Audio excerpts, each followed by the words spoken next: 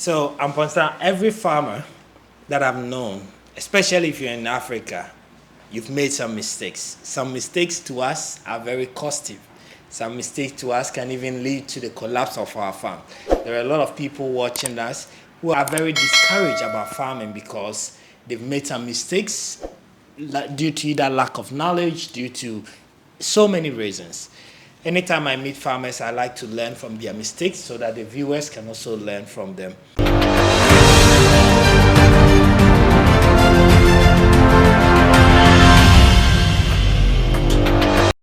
What are some of the mistakes that you have made through your journey that have probably cost you or you want to educate people to avoid? First is to monitor the rain. Anything you want to plant, you have to monitor the rain because only you cannot plant. You need to hire people to plant for you. Yeah. And if you don't monitor the rain very well and you rush and plant, you lose. You lose what? If maybe it's brachiaria grass, you lose the money you used to buy Purchase it. and you lose from there. People you've hired and all that, And it's a lose. Yeah. Unless you're doing irrigation. So if you have the opportunity to do irrigation, that one, fine. You're free to go. Yes. But if you don't, then you need to know the raining pattern so that you can. Like I said in my first topic, I said I bought like 10,000. Yeah. And then it didn't germinate because you have. Because I did not time the rain very well. Yeah. So it's one mistake. Yeah. What is the next mistake that you have learned from that you would like to tell farmers? Okay. Sitting at home and controlling your farm.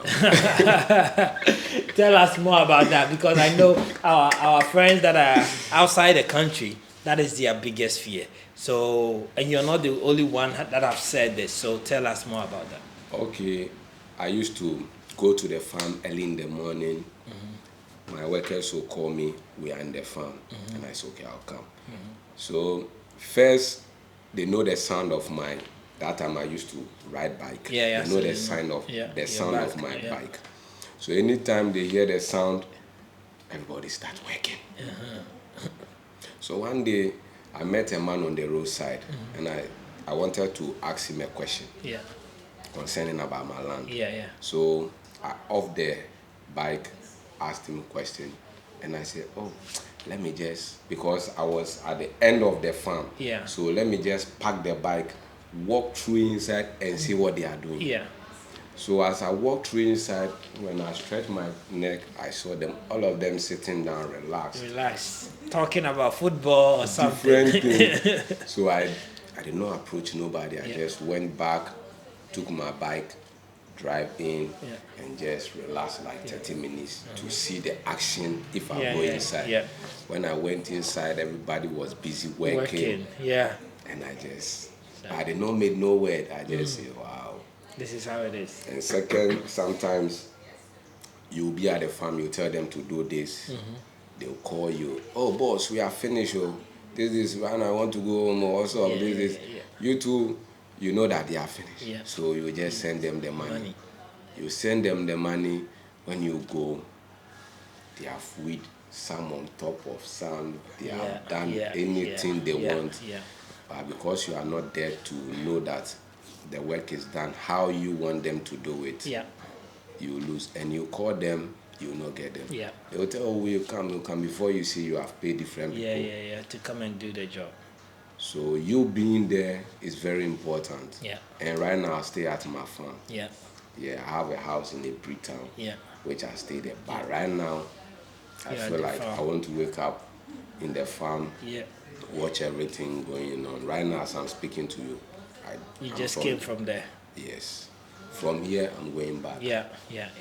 All right. So I think mistake number 2 is don't sit somewhere and feel like, you can have your farm going complete. But should it be so? Can't somebody be a banker, have passion, and invest? Because in other industries, that's not what it is. It don't have to be so. Because the main thing, only you cannot do. And you are not an island to sit one place. You need to move around. So still you need to get people. Yeah.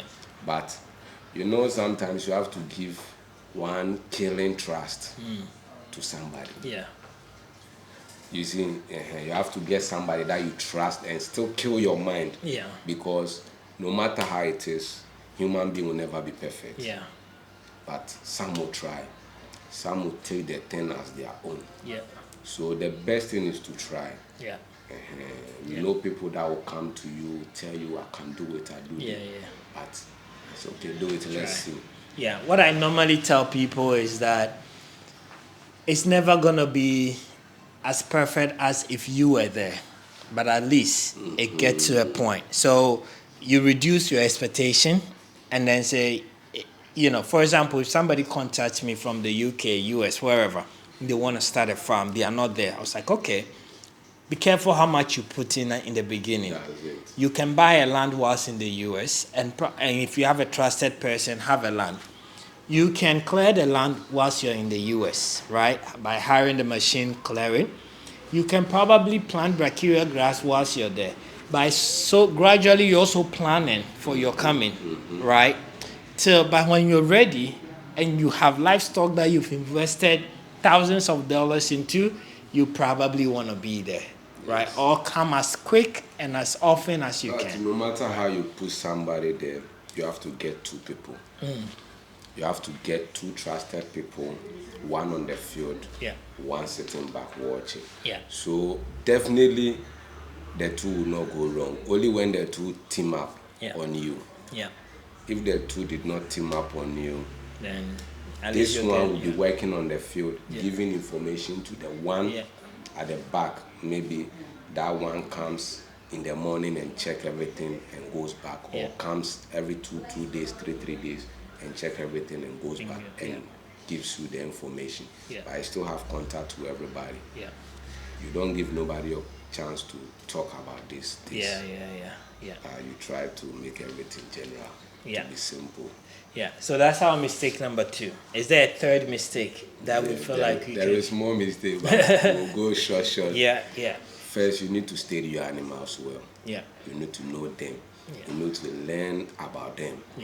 You don't just go and purchase animals, livestock, you put them inside, you just feed them. You have to know what a goat need, what a cattle need, what a sheep need. So when you bring I remember I brought in a cattle some time ago. I should have given them treatment or isolate them. I said, I don't have money, so I will not do that. Let me wait for some time. So I joined all of them together, and they were having foot mat rot. That's right. So I joined them all together. The money I was running from to pay, later when I paid double because the rest. They all got infected. Yes. I actually suffered a lot from foot rot. I actually brought the cow in, and I didn't know that the cow had foot rot, but then it affected most of my cows. And my cows were very big. And when foot rot happens, they can't walk. So then they are all down. That year was such a bad year for me. So do your research, right? At least have the basic of the knowledge.